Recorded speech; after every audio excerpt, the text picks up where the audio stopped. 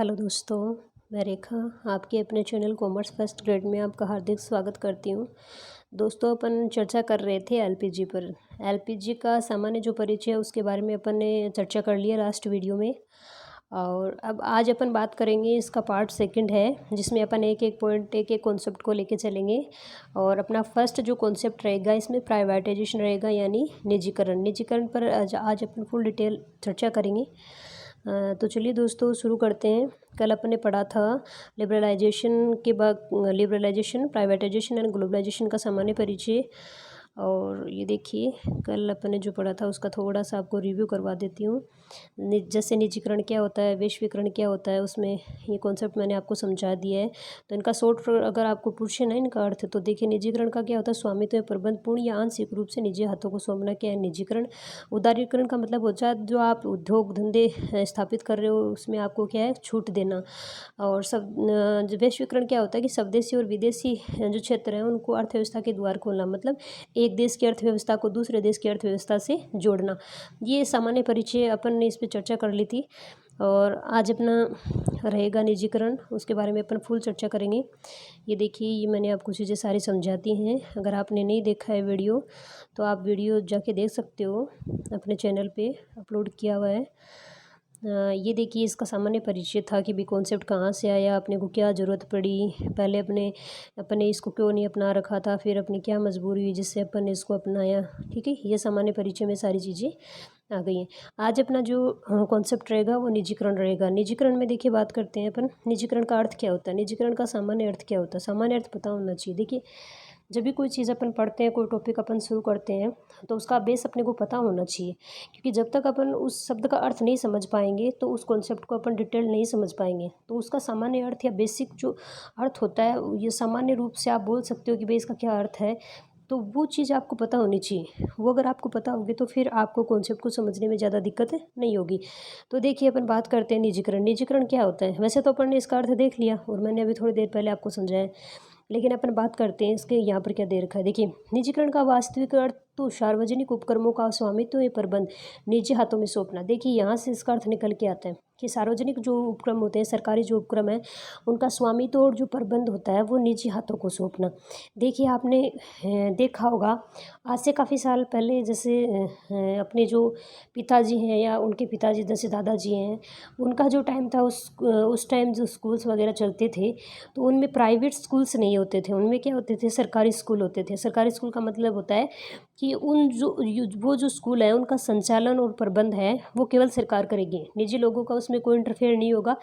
लेकिन आप वर्तमान समय में देख रहे हो ये चीज़ एकदम बदली हुई है। कैसे कि सरकारी स्कूलें भी हैं और उनके साथ में प्राइवेट स्कूलें भी हैं। क्योंकि जब ये कॉन्सेप्ट आया तो उस टाइम से अपने यहाँ पर देश में या अन्य जो देश हैं उनमें जिन्होंने ये कॉन्सेप्ट अपनाया, तो वहाँ पर क्या हुआ, जो संस्थाएं प्राइवेट थी उनका निजीकरण कर दिया गया। तो अपने भी उस टाइम सरकारी स्कूलें थीं तो सरकारी स्कूलों से क्या कर दिया गया, फिर उनका प्राइवेटाइजेशन कर दिया गया, मतलब उनको प्राइवेट में कन्वर्ट कर दिया। कन्वर्ट का मतलब होता है कि जैसे सरकारी अगर कोई संस्था है तो उसका मतलब होगा कि उसमें सरकार का इंटरफेयर होगा, सरकार उसका संचालन करेगी, सरकार उसका प्रबंध करेगी। जबकि अगर वो संस्था निजी है, मतलब प्राइवेट है, तो उसका संचालन कोई एक व्यक्ति करेगा या बहुत सारे व्यक्ति भी मिलकर कर सकते हैं। उसका संचालन और जो प्रबंध है वो निजी हाथों में होगा, मतलब कोई व्यक्ति करेगा, सरकार उसमें इंटरफेयर नहीं करेगी। ये इसका अर्थ होता है। ये आप अपने प्रैक्टिकल अपने लाइफ में भी देख सकते हो। उसके उदाहरण जैसे स्कूल्स वगैरह हैं या और भी सरकार की कुछ जैसे सरकारी कंपनियां हैं, कुछ प्राइवेट कंपनियां हैं, तो वहाँ आप इस चीज़ को आराम से महसूस कर सकते हो। अब चलिए बात करते हैं इसमें, जैसे सार्वजनिक क्षेत्र के उपक्रम का स्वामित्व या प्रबंध पूर्ण या आंशिक निजी क्षेत्र को सौंपना। भाई, अगर आप सरकारी उपक्रम है या सार्वजनिक उपक्रम है, उसका स्वामित्व और प्रबंध यानी पूर्ण, या तो आप पूरी तरीके से या उसका थोड़ा सा कुछ हिस्सा अगर आप निजी हाथों में सौंपते हो तो वो आपका क्या कहलाता है, निजीकरण। या उसको आप अन्य नाम भी दे सकते हो, उसको बोल सकते हैं डीनेशनलाइजेशन। ठीक है, यानी विकेंद्रीकरण बोल सकते हो। पहले भाई जैसे केंद्रीकरण का मतलब होता है कि एक ही व्यक्ति के पास, यानी कि जैसे सरकार मान सकते हैं तो सारी शक्तियां जो भी कार्य करने हैं उनकी प्रबंध वगैरह करने, उनकी व्यवस्था करने, तो सरकार के पास थी। डीनेशनलाइजेशन का मतलब होता है कि वो अब चीज़ें अलग अलग चीज़ें बांट दी गई हैं। तो डीनेशनलाइजेशन को देखिए आप ऐसे समझ सकते हो कि जैसे कोई ये है, कोई संस्था है, तो इसका जो स्वामित्व है और जो प्रबंध है वो अगर ये गवर्नमेंट होती तो सिर्फ और सिर्फ किसके पास इसका अधिकार होता, गवर्नमेंट के पास, ठीक है। तो मतलब एक सेंटर में ये चीज़ होती है और सेंटर के लोग इसका क्या करते हैं, स्वामित्व और प्रबंध करते हैं, ठीक है। लेकिन जैसे इसका डिसेंट्रलाइजेशन करते हैं तो इसका मतलब क्या हो जाएगा, इसका मतलब ये हो जाएगा जैसे ये सरकार है और इन्होंने जो संस्था है या जो कंपनी है या उपक्रम है उसके जो स्वामित्व और अधिकार है वो अलग अलग लोगों को सौंप दिए, ठीक है। मतलब बाहर की तरफ जा रही है चीज़, ठीक है। ये सत्ता का स्थानांतरण, शक्तियों का स्थानांतरण, स्वामित्व का प्रबंध का क्या हो गया, स्थानांतरण हो गया। तो इसको आप क्या बोल सकते हो, डीनेशनलाइजेशन बोल सकते हो। चलिए आगे बात करते हैं। सार्वजनिक उपक्रम में सरकारी अंश पूंजी का जनता की भागीदारी के लिए निर्गमन करना। और यहाँ पर जो सरकारी जो उपक्रम है उनमें जनता को भी क्या किया गया, आमंत्रित किया गया कि भाई आप भी क्या कर सकते हो, जैसे सरकारी उपक्रम में सरकार अंश पूंजी लगाती है उसी प्रकार आप भी अंश पूंजी लगा सकते हो, व्यवसाय को आगे बढ़ा सकते हो, चला सकते हो, ठीक है। सार्वजनिक क्षेत्र के लिए आरक्षित क्षेत्र को निजी क्षेत्र के लिए खोलना, और जो सार्वजनिक क्षेत्र है उसको निजी क्षेत्र के लिए खोलना। देखिए सार्वजनिक जितने भी क्षेत्र थे, पहले जैसे कोई सार्वजनिक क्षेत्र है उसमें निजी लोगों का कोई इंटरफेयर नहीं होता था, कोई वहाँ पर कोई हस्तक्षेप नहीं होता था। लेकिन जैसे ये अवधारणा आई तो जो सार्वजनिक क्षेत्र थे उनमें निजी क्षेत्र को भी क्या कर दिया, छूट दे दी कि आप क्या कर सकते हो, यहाँ पे इस क्षेत्र में भागीदारी ले सकते हो, अपनी पूंजी यहाँ निवेश कर सकते हो। तो सार्वजनिक क्षेत्र के लिए जो आरक्षित क्षेत्र थे उसमें निजी क्षेत्र के लिए उनको खोल दिया गया। फिर देखिए आता है सार्वजनिक उपक्रम का समापन एवं बंद करना। और जो सार्वजनिक उपक्रम थे उनका क्या कर दिया, थोड़ा धीरे धीरे उनको बंद कर दिया या उनका समापन कर दिया गया, ठीक है। क्यों क्यों भाई इनका समापन और बंद इनको क्यों किया, क्योंकि देखिए सरकारी उपक्रम था और निजी हाथों को सौंप दिया तो अब सरकार की तरफ से तो ये बंद ही हो गए, सरकार का इनमें कोई नहीं रोल रहेगा, क्योंकि इसका जो संचालन है वो कौन करेगा, निजी हाथों में जिसके पास गया वो करेगा। और फिर है सार्वजनिक उपक्रम का प्रबंध एवं नियंत्रण निजी हाथों को सौंपना। वो चीज़ है घूम फिर के, देखिए कॉन्सेप्ट को क्या है तोड़ मरोड़ के अपन डिटेल्ड उसको लिख सकते हैं या उसको समझने के लिए अपन उस पर चर्चा कर सकते हैं। लेकिन अगर आपने इसका गहराई से अगर शब्द का अर्थ समझ लिया ना तो फिर को कोई दिक्कत नहीं होगी। अपन यही चीज़ें पढ़ रहे हैं, इसके अलावा जो अपन ने सामान्य अर्थ पढ़ा था उसी के इर्द गिर्द ये चीज़ें घूम रही हैं। तो देखिए सार्वजनिक उपक्रम का क्या होता है, प्रबंध एवं नियंत्रण निजी क्षेत्र को सौंपना आपका क्या कहलाता है, निजीकरण कहलाता है, ठीक है।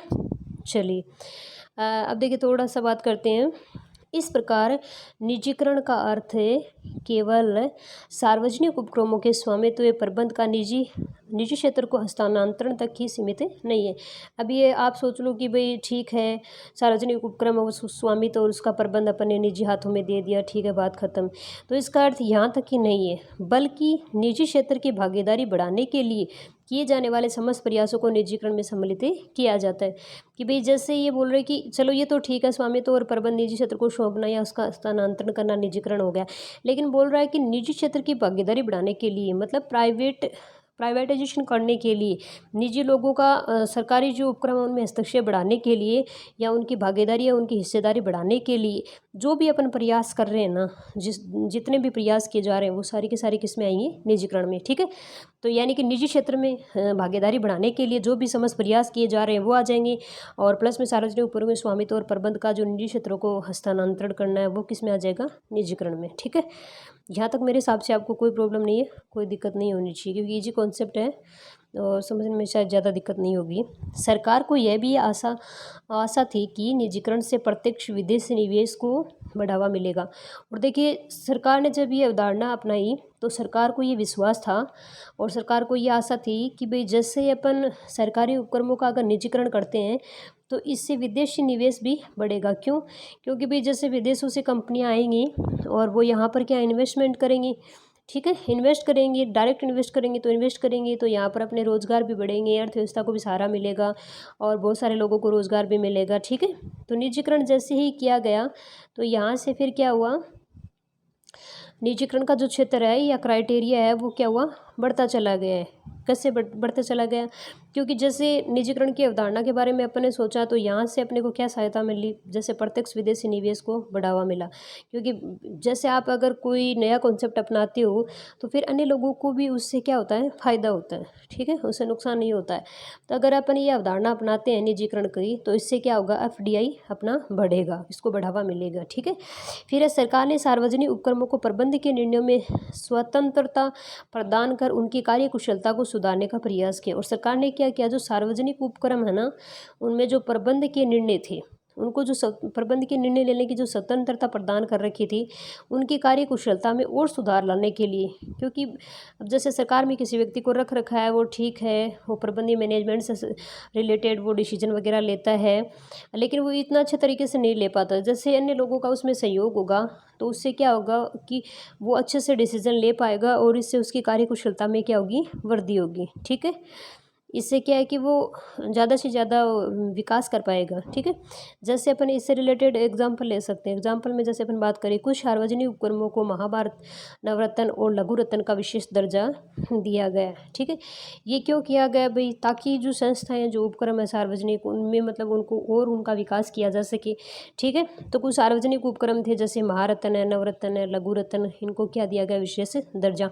इनके बारे में अपन आगे पढ़ेंगे। ठीक है, क्या होती हैं महारत्न, नवरत्न, लघु रत्न। ठीक है, अब देखिए बात करते हैं अब कौन कौन सी कंपनियां हैं जिनको महारत्न में शामिल किया गया, नवरत्न में शामिल किया गया, लघु रत्न में शामिल किया गया। जैसे देखिए इंडियन ऑयल कॉरपोरेशन लिमिटेड है, इसको किस में शामिल कर दिया, महारत्न में। ठीक है, तो इंडियन ऑयल कॉरपोरेशन लिमिटेड। और जैसे अपना दूसरा आता है steel authority of India limited. और फिर इसमें नवरत्न में बात करते हैं जैसे हिंदुस्तान एरोनॉटिक्स लिमिटेड, और एक आता महानगर टेलीफोन निगम। ठीक है, और फिर लघु रत्न में आते हैं भारत संचार निगम लिमिटेड, फिर एयरपोर्ट अथॉरिटी ऑफ इंडिया, फिर इंडियन रेलवे कैटरिंग। तो अपने को याद रखना है भाई, जैसे भारतन में किस किस को शामिल किया, इंडियन ऑयल कॉरपोरेशन लिमिटेड को, स्टील अथॉरिटी को। और नवरत्न में किसको शामिल किया, हिंदुस्तान एरोनॉटिक्स को और महानगर टेलीफोन निगम को। लघु रत्न में भारत संचार निगम लिमिटेड को, एयरपोर्ट अथॉरिटी ऑफ इंडिया को, इंडियन रेलवे कैटरिंग को। ठीक है, तो ये सारी की सारी किस में शामिल की गई, ये महारत्न, नवरत्न और लघु रत्न में। ठीक है, अब देखिए थोड़ा सा अपन समझते हैं निजीकरण क्या होता है, सरकारी क्या होता है। सरकार की बोल सकते हो, सरकारी संस्था है, या सरकार भी बोल सकते हो। ठीक है, तो देखिए इसमें बात करते हैं, ये कॉन्सेप्ट में बीच में थोड़ा इसलिए लेके आया हूँ ताकि आपको निजीकरण और सरकारी जो है उसमें अंतर समझ में आ जाए। तो देखिए अब इसमें निजीकरण में क्या होता है, निजीकरण में इसमें निर्णय उत्पादकता और लाभ को ध्यान में रखकर लिए जाते हैं। भाई निजीकरण में अगर आप डिसीजन ले रहे हो तो उत्पादकता और लाभ को ध्यान में रखते हुए आपको क्या करना पड़ेगा, डिसीजन लेना पड़ेगा। जबकि सरकारी में क्या होता है, इसमें निर्णय आगामी चुनाव को ध्यान में रखते हुए लिया जाता है, क्योंकि ये तो भाई राजनीतिक पहलू हो गए, यानी सरकार के अंडर में है तो वो तो आगामी चुनाव को ध्यान में रखकर ही लिए जाएंगे। जबकि निजीकरण में क्या होगा भाई, उत्पादकता और लाभ को ध्यान में, अपने को कितना लाभ कमाना है, कितना प्रोडक्शन करना है, उसको ध्यान में रखते हुए अपने को निर्णय लेने पड़ेंगे। निजीकरण में क्या होता है, नियुक्तियां योग्यता के आधार पर होती है। भाई व्यक्ति जिस के योग्य होगा, उसमें जो टैलेंट होगा, उसमें योग्यता होगी, उस आधार पर उसकी नियुक्ति होगी। जबकि सरकारी में क्या होता है, आरक्षण के आधार पर नियुक्ति होती है। ठीक है, फिर देखिए आगे बात करते हैं उत्पादन के लिए नई तकनीकी, यानी उत्पादन को बढ़ावा देने के लिए, आप प्रोडक्शन को बढ़ाना चाहते हो तो उसके लिए आपको नई तकनीकी और प्रौद्योगिकी का इस्तेमाल करना पड़ेगा, या आप उसका इस्तेमाल करोगे। क्यों, क्योंकि आपको प्रोडक्शन ज़्यादा से ज़्यादा बढ़ाना है, लाभ कमाना है। ठीक है, और इसमें क्या होता है कि क्वांटिटेटिव तकनीकी और प्रौद्योगिकी का इस्तेमाल किया जाता है। ये आउटडेटेड का मतलब क्या है कि जो पुरानी तकनीकी है, प्रौद्योगिकी है, उसी का इस्तेमाल किया जाता है। क्यों, इनको प्रोडक्शन थोड़ी बढ़ाना है, सरकार को इससे कोई मतलब नहीं होता उनको कितना प्रॉफिट हो रहा है नहीं हो रहा है, उनको प्रोडक्शन बढ़ाना है कि नहीं बढ़ाना। तो वो क्या करते हैं, ओल्ड जो पुरानी जो टेक्निक होती है उसी को काम में लेते हैं, नई टेक्निक नहीं लाते। जबकि इनको उत्पादन बढ़ाना होता है तो ये नई तकनीकी, नई प्रौद्योगिकी का क्या करते हैं, प्रयोग करते हैं। ठीक है, तो ये नई प्रौद्योगिकी को काम में लेते हैं। फिर देखिए बात करते हैं भ्रष्टाचार और घपलेबाजी कम होती है। इससे क्या होता है, निजीकरण अगर पर किसी संस्था का होता है तो उससे कम भ्रष्टाचार होगा और घपलेबाजी भी नहीं होगी। और जो सरकारी होता है उसमें भ्रष्टाचार और घपलेबाजी बहुत ज़्यादा होती है, मतलब बहुत ज़्यादा होती है, ज़्यादा नहीं बहुत ज़्यादा होती है।